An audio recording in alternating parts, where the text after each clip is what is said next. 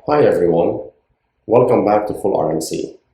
In this session, instead of showing you a presentation and a PowerPoint, I think that I will be showing you a real demo of fullrmc capability, and more precisely, we will be demoing the theoretical optimization module of fullrmc. So let me take you to the cloud version of fullrmc. Currently, I am running this version on my local machine, just for the sake of this demo. But you will see the same graphic interface and you will have the same capabilities when this is running on the cloud for you. So before I start this demo, let me explain to you very quickly the interface that you see here. In fullrmc cloud version, you have many versions that you have many modules, and you need to select the modules, or you can select the modules from this menu tab in here. So you have the stochastic module, which is the well-known fullrmc package. Then you have the optimization or theoretical optimization module, which is what I'm going to demo now. We have a beta version of DFT, we have builder and data analysis modules as well. So let's focus about that first. So in the optimization module, wherever actually you are in fullrmc, you would see the top menu bar here. So let me change to the stochastic module. So you see that the menu bar is different, but you have similar tabs, for example, the engine. And anytime you're doing a simulation, anytime you're actually studying a material, usually what's a good practice is to create an engine to that material. And that engine will encapsulate all the experiments you do, all the atomic modelings you do, and you have a single story that captures everything. So let's go back to the optimization module. And currently, I am definitely logged in. I'm using one token, meaning one CPU. So you can allocate more CPUs to go faster, but there's no need for that right now. I am using that engine. So if I go to selected engines, I see I have many engines in here, but currently I'm using the engine I called BA-TI03. I'm running fullrmc version 5. And I have no configurations, no atomic configurations registered yet in that engine to do any theoretical optimization. So, and that's something that we will do right away. So we have that engine here. Let me go to the configurations tab, and I can create a new configuration. Let me call it test. So before I click create, notice here you have 0 configurations. There's nothing you can select. I'll create that. And now you have one configuration. You can create as many as you need. Okay, you can, to study a material, you don't do one experiment, you don't do one study, you do many. So now I'm using this one. Let's say you are, before I continue, let's say you are using fullrmc in your office, and then you go to the experimental hutch where you're running your experiment. And then you log back in the experimental hutch or the experimental area computers, and then you log into your session, and you want to step away from your session, so you don't want anyone to peek or do anything. So you can always lock your session, and that's how you can secure your session. You keep your calculation running, and no one can do anything. No one can click anything. No one can use it until you unlock it back using your own password. One other cool feature about fullrmc, it's a collaborative environment. You can share sessions here, so you can share the URL with someone else, and someone else can start, helping you out if they are, in a different location, they are in a different country, wherever they are. You can share the URL, and they can have access to your session. Usually, it's a very unique URL. No one would know it unless you share it. And assume that you shared it, and then you want to revoke that privilege for that person to play with your session. So you can click the shield here. You will set your password, and then you regenerate a session password. And you see here, I have no password, it's a star. And notice what's going to happen now. When I regenerate a session password, now the URL completely changed. And that person that is using that session will be logged out automatically, and that's now going to be your own session. So I want to make that URL easy for everyone to follow. Let me revoke that password. So, and now I'm back to no password for my session. So, okay, let's go back to the optimization and do some science here. So currently I have selected a configuration that I want to do, and that configuration has no structure yet, nothing.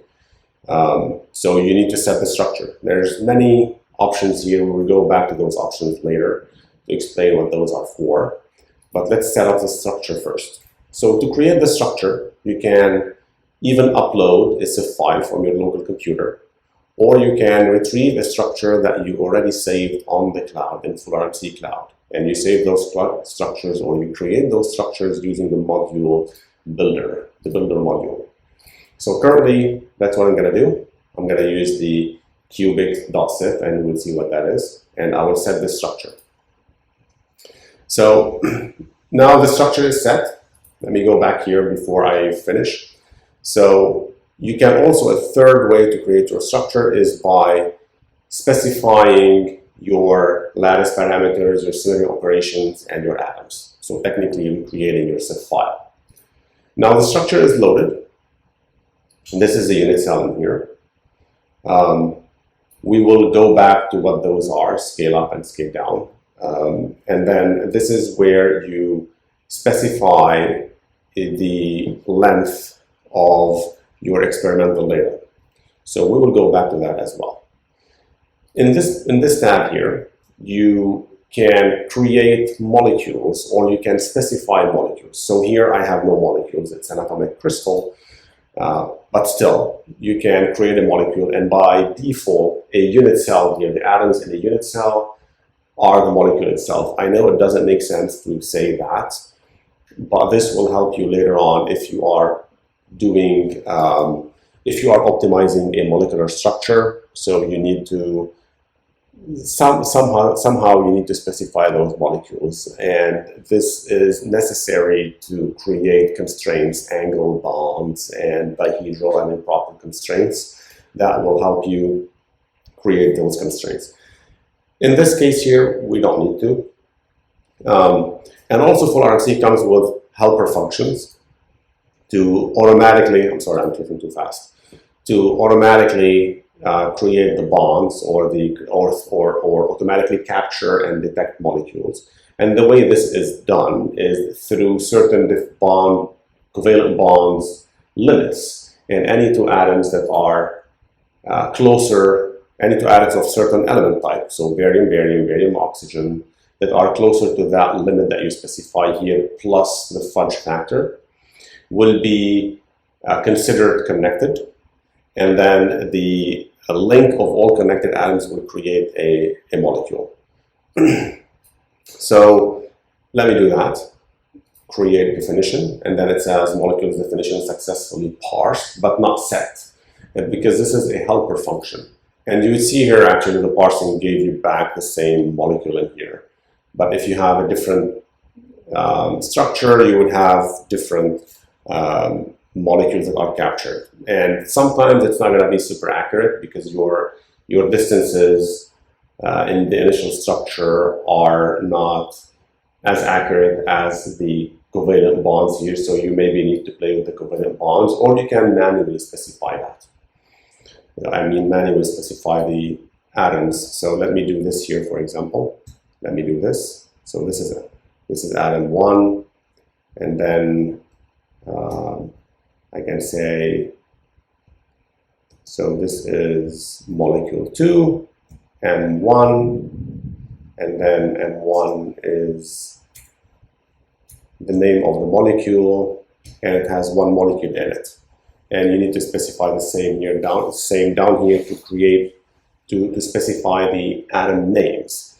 Because in a molecule, the atom names somehow should be unique. It's easier actually if they are unique. So, but I'm not going to do any of this now. Now let's go to constraints, and this is where the fun begins. We created a structure. Now you need to simulate that structure given an experimental data. So you need to specify your experimental data, and you have 6 types of experimental data you can choose from. So let's here stick to the paired distribution constraint. I can choose the file from here. That's my file. If I need to do pair correlation or radial distribution constraints, I have those files here ready if you have an SOQ as well. But now let's not bother much. I know this is for X-rays, so I'm not going to change that. These parameters here, I'm not going to go through all of those one by one. Maybe it's beyond the scope of a 20 or 30 minutes presentation. But these are, for example, optimizable parameters, for the atom weights. And you can change the fractional weight for an atom. It is optimizable. The experimental resolution, the Q range cutoff, and the thermal vibrations are optimizable, so there is no need for me to set anything in here. Scale factor is optimizable as well. I'm not going to touch it, and we'll go through that step by step. So now I set up an experimental constraint. Let's see what are the other constraints that are remaining. I have a distance constraint, and this constraint helps you not create a structure that is physically incorrect or chemically incorrect. So you specify this is similar to the van der Waals potential. So you specify a cutoff distance where if two atoms cross this cutoff distance, it becomes not allowed. So it's not allowed to cross this distance. For example, here for the element barium between 0.8 and 0 meaning it goes to infinite. So two barium elements cannot get closer than 0.8 angstroms. In all of those constraints, you can show a summary. It tells you the summary of your constraint. It gives you a certain statistics from your structure. You can plot the constraint, and you can always visualize the unit cell because that's going to help you specify the constraint. Maybe in the distances, it's not too much. Let's go to the bonds, and you will see what that is. So in the bonds as well, you can specify the bonds constraint between atoms in the same molecule. So you always have a helper here to create. And then it is created, but it's not set.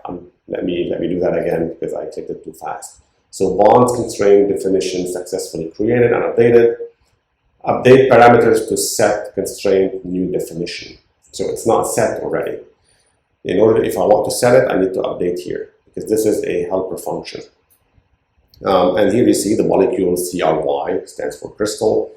Barium 1, titanium 1. We found them within the range that is given in here, so they are bonded. And then I specify a bond between Ba1 and Ti1 using the bounds in here between -0.2 and 0.2. And so on and so forth. And then I can update the constraint. Let me do that. And then now I have a bonds constraint. So let me log in here. So I can show the summary of the bond constraint. I can plot it. I can visualize. And this is now becoming very interesting because I can set the mouse in here, let it sit. And I know this is atom O1. And then this is, for example, atom Ti1. So Ti1 and O1, the definition is here. If I want to change that, I can. So now I don't want to specify any bond constraint. Let me update that. So you see here, keep empty to cancel constraint. I don't want any bond constraint.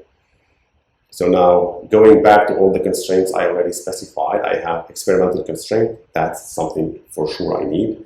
All of those are the optimizing parameters, the optimizable parameters. I specified a distance constraint. The flag here is true because it's used. And I haven't specified any bonds, angles, diheders, or impropers. But you do that the same way I showed you for the bonds. You can specify also bonds between 3 atoms in the system. So between this, and that, you can specify that angle here. I'm not going to do that now. So let's go to the final tab. The final tab is where you start optimizing. In here you have 3 sub-menus. Tweak manually, where you can manually change the optimizable parameters. The atom's positions, you can change those from the symmetry by respecting the symmetry operations. You can change those using the real coordinates. And if you do that, you break the symmetry of the system, and you have a warning here that tells you this.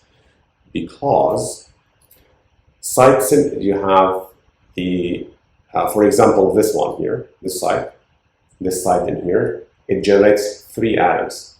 So you change any of these values, you touch 3 atoms at once, and that's how you expect the symmetry of your structure.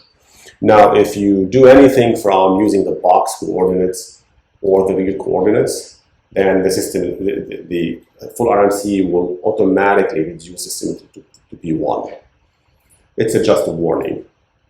You can do the same for the unit cell. You can manually change the unit cell. You can manually change the scattering power for the elements or the pairs.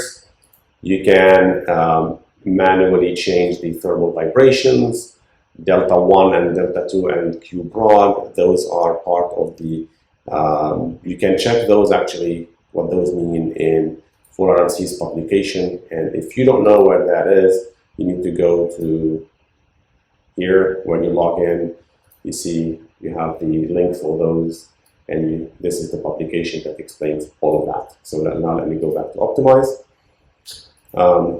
And then you can manually change the corrections, scale factor, the experimental resolution, the range cutoff. Again, you can check all of those and what those are in the publication itself.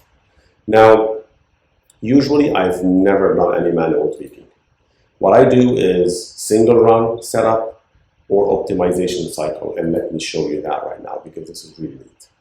So here I can create an optimization, a theoretical optimization setup. I can run it or make it part of a optimization cycle. So for example here, if I want to optimize, let's say I'm gonna choose independently. Let me optimize atoms coordinates independently. I don't want to do this. So in here, I can, I'm sorry, let me go back here. You can optimize barium in X direction, in Y direction, in Z direction. You can optimize everything in Z direction. So you can specify how you want to optimize, and you can set the boundaries in here. So I want that atom to be position to be to fluctuate between the position to change -0,1 plus 0,1 in X direction. In Y direction, I can specify that as well. In Z direction, I can optimize everything at once. But what I want to show you is something else. You can optimize now atoms' positions in groups. You can create rigid bodies and optimize rigid bodies. And the way you do that, you select the atoms that you want to optimize. And the character here, it can be anything. It specifies the rigid body name. So technically, this is how you create a rigid body. So all the dollars now are rigid bodies, are single rigid body. Let me do $1, $1. Now I have 2 rigid bodies. And now I'll select this one, I'll call it 3. I have 3 rigid bodies. And I can specify how this group or these chained atoms will be how the position of these chained atoms will be optimized. So I can select random translation, for example, so I want them to randomly translate. I can select random walk. That means they will translate and rotate randomly at the same time. I can select translation along certain axis, and I can select the axis here. I can also select, it's not going to be a simple translation along these axes.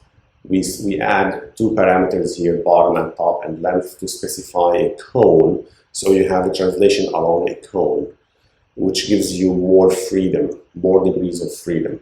If you don't want that, you can make this 0, and you can make this 0, and now you are really going along this axis. The same thing you do here, translation in a plane, if you want to start creating some whole plane translations. And you can also do rotations, and rotation about an axis and about symmetry axis, it's not available yet, but it will be soon. So scattering power, you do the same. You select the elements you want to optimize their scattering power. I'm not going to do that right now. For thermal vibrations as well, you select what you want to optimize in thermal vibration. So I'm not going to do that, but let's say I did this. Let's say I am optimizing these two thermal vibrations. For add-ins, I'm not going to do any of this. I don't want to optimize any add-in actually. I don't want to optimize that. So, okay, nothing is there. What I'm doing is I'm simply optimizing the thermal vibration of these two add element pairs. And this is just a test. So I'll call this test. I don't even need to call it here actually. And then I want to do a single run. Obviously, nothing is going to happen because I'm optimizing the thermal vibration, and you see that the system is completely out of scale. So, but this is by design so far to show you how things work. So, I can create single run strategies on how I want to optimize that system. I can give them a name, test. I can add it to a cycle, and this is where the cycle is. So you see. A cycle is a loop of functions, and each function you can define yourself. So for example, here this function, you remember, we specified that we want to create an isotropic, we want to optimize the isotropic vibration of barium, and barium oxygen, and these are the parameters. And I can add as many functions as I want. Let me do this again. 2, and I'll add it as well. Now I have 2 functions. And those are technically the same because I haven't changed the parameters. I can always change the order of how those functions will be optimized. I can delete the function. But what is cool, and what I always do, is I auto-populate. fullrmc helps you auto-populate many functions. So you have parameters here that tells you how you want to auto-populate. I'm not going to touch that now. I'll just create. And that creates a cycle of 7 functions. You can say how many times you want to run this cycle. Let me say 10 times. And let's look at what that is. The first thing that I want to optimize in that cycle is the scale. And this is what's putting the whole system out of order here. So you see the black line has a super high intensity compared to the experimental data, which are the red dots. So the first thing I need to do is to optimize the scale factor. And then I'll optimize the resolution, and then I'll optimize all add-ins positions independently in all directions, X, Y, and Z, and so on and so forth. Thermal vibrations, the isotropic thermal vibrations, and then Q max, and then the symmetry, the cell symmetry. And I'm doing that in a chained fashion, so I'm letting the symmetry, the cell breathe in and out. I don't want to change the shape of the boundary conditions. And then I am optimizing the anisotropic thermal vibrations. Let me run that cycle really quickly to show you what's going to happen. So now the cycle is running. You have the solver status here in front of you. It tells you what it's doing. And you see now automatically the scale is back, so I can start see things happening. One thing to notice is I know that my experimental data go to 50, 60, or 80 angstroms. I don't remember, maybe 60 here in this case. And my system goes to 20 angstroms. So what I should do technically is to optimize it to increase the length. And I will do that. But the story here is I would be able to achieve a beautiful model that reproduces the experimental data and really fast, except for those 2 bumps here that are significant physically. And the reason why I couldn't do that is because I am optimizing a single unit cell, and there is not enough degrees of freedom to make that happen. So let me show you what I should do. I will stop the optimization cycle here. All right, I'm not going to continue. I will go back to configuration, I think, or structure. And now see how that unit cell is?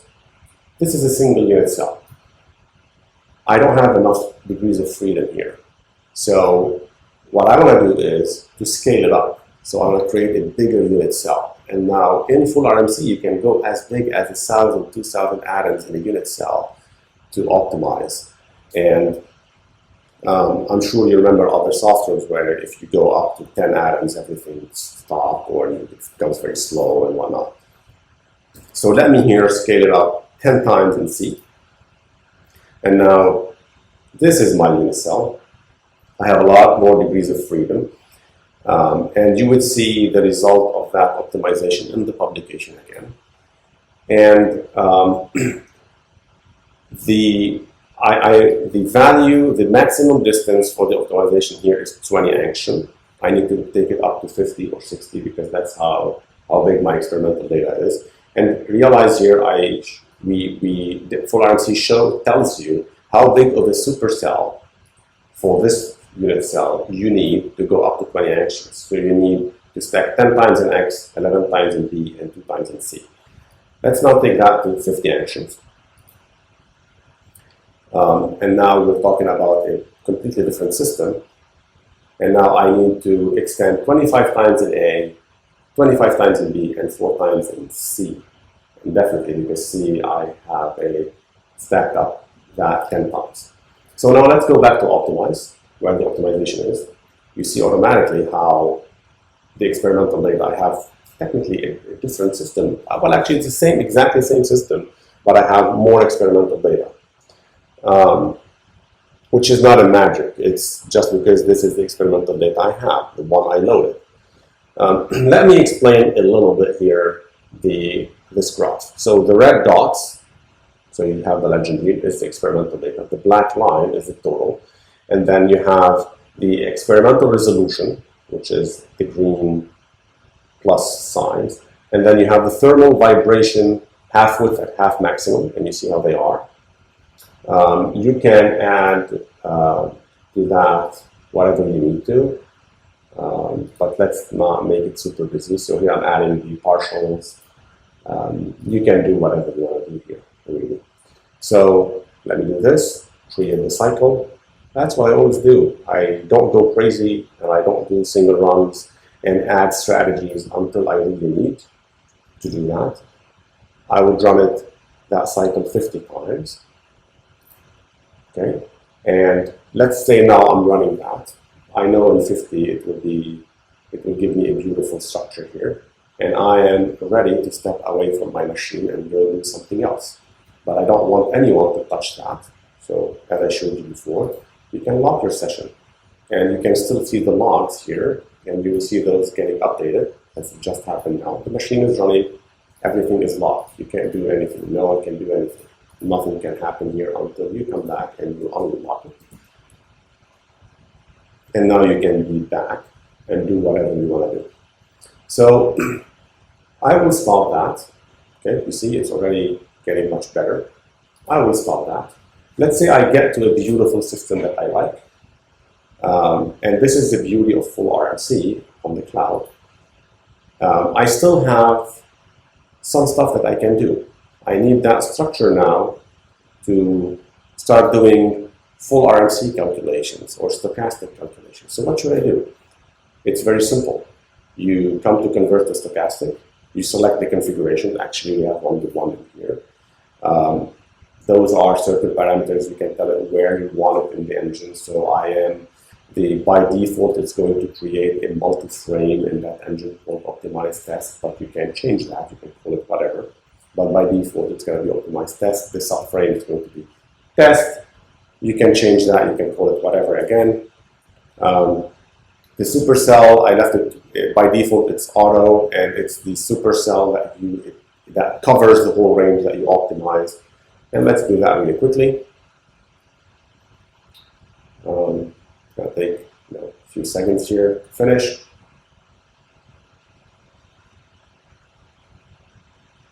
So you see here the business of the machine you're running that on. It's converting everything to stochastic now for you. That shows you the business of your server on the cloud. So that's a big, big system. And we are adding the constraints. If you remember, we added the constraints, and it's calculating those constraints. So that's a big system. It's going to take some time. I should make it a smaller system just for the sake of that demo. But that's okay. We can wait a few seconds here more. Okay. Now that's done. Now that is created. Let me go back to stochastic. And again, I am in that engine. You remember, we created a multi-frame core optimizer underscore test, and then we create one subframe called test. And now I go to the viewer. Just want to show you that really quickly. It's a big system. So it's a really big system.